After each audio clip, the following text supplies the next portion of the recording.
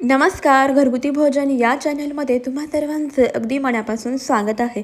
आज आपण पोह्यामध्ये वाटाणे टाकून अतिशय भन्नाट आणि पौष्टिक अशी रेसिपी बनवणार आहोत. चला लगेचच वेळ न घालवता आजच्या रेसिपीला सुरुवात करूया. सर्वप्रथम इथे ना आपल्याला 2 वाटी पोहे घ्यायचे आहेत. हे पोहे अगोदरच व्यवस्थित निवडून घेतलेले आहेत. आता याला स्वच्छ पाण्याने छान असं धुवून घ्यायचं आहे. पहा, यामध्ये पाणी घातले. आता ना आपण याला व्यवस्थित असं धुवून घेऊया. पाहता यावरचं जे पाणी आले ना, ते पाणी आपल्याला टाकून द्यायचं आहे आणि हे पोहे भिजण्याकरता साईडला ठेवून द्यायचे आहे. पोहे आपण भिजण्याकरता ठेवून देऊयात. आणि इकडे ना गॅसवरती आपल्याला कढई गरम करायला ठेवायची आहे. कढई गरम झाली की त्यामध्ये टाकायचं तेल. तेल व्यवस्थित गरम झालं की त्यामध्ये टाकायचे आहे 1 चमचा मोहरी. मोहरी छान अशी तडतडली की त्यानंतर यामध्ये बारीक चिरलेला आपल्याला कांदा घालायचा आहे. त्याचसोबत बारीक चिरलेली हिरवी मिरचीसुद्धा घालायची आहे. आता कांदा छान लालसर गुलाबी रंग येईपर्यंत आपण यामध्ये परतवून घेऊया. तर अतिशय पौष्टिक अशी ही रेसिपी आहे आणि थंडी म्हटलं की ही रेसिपी झालीच पाहिजे.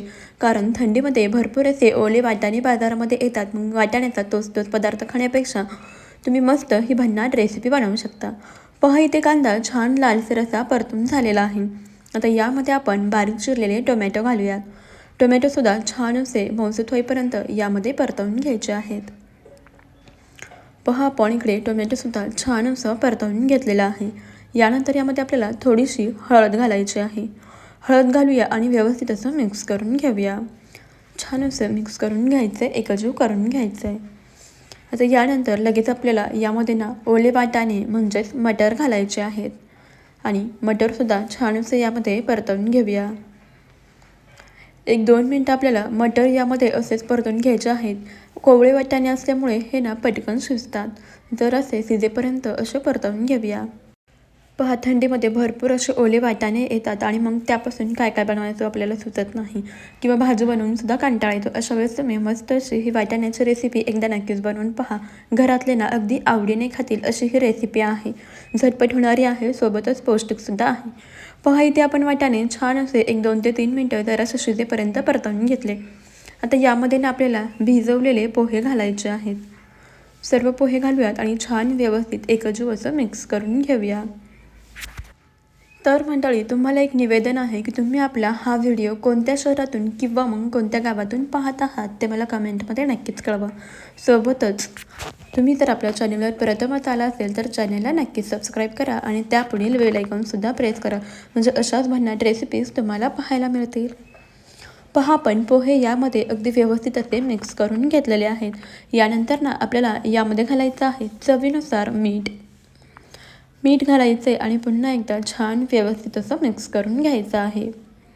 तुम्ही बऱ्याच प्रकारचे पोहे खाल्ले असतील, परंतु हे वाटाण्याचे पोहे एकदा बनवून पहा, खूप भन्नाट लागतात.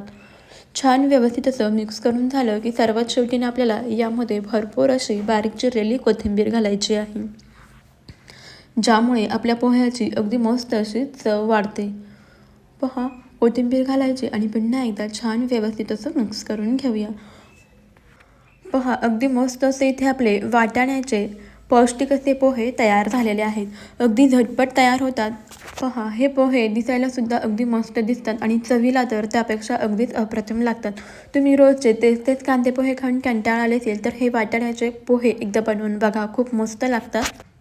तुम्हाला आपली ही रेसिपी कशी वाटली किंवा ही आयडिया कशी वाटली ते मला कमेंटमध्ये नक्कीच कळवा. रेसिपी जरी आवडली असेल तर एक लाईक जरूर करा आणि लगेचच आपल्या व्हिडिओला जास्तीत जास्त शेअर करा. चला, जाता आपल्या घरगुती भोजन या अस्सल मराठमोळा चॅनलला नक्की सबस्क्राईब करा आणि त्यापुढील बेल आयकॉनसुद्धा प्रेस करा. हे पोहे तुम्ही लहान मुलांना टिफिनसाठी सुद्धा देऊ शकता किंवा थंडीमध्ये अगदी गरमागरम असे हे पोहे खाण्याची मजा काही औरच आहे. तुम्ही सुद्धा ही रेसिपी नक्की ट्राय करून पहा. रेसिपी कुठून पाहताय ते सुद्धा मला कमेंटमध्ये नक्कीच कळवा. चला मग भेटूया अशाच पुढच्या एका नवीन भन्नाट आणि युनिक अशा रेसिपीमध्ये. तोपर्यंत खात राहा, मस्त राहा आणि सर्वात महत्त्वाचं म्हणजे हेल्दी राहा. व्हिडिओ तुम्ही शेवटपर्यंत पाहिलात त्याबद्दल तुमचे खूप खूप धन्यवाद. चला भेटूया अशाच पुढच्या नवीन रेसिपीमध्ये. तोपर्यंत बाय बाय.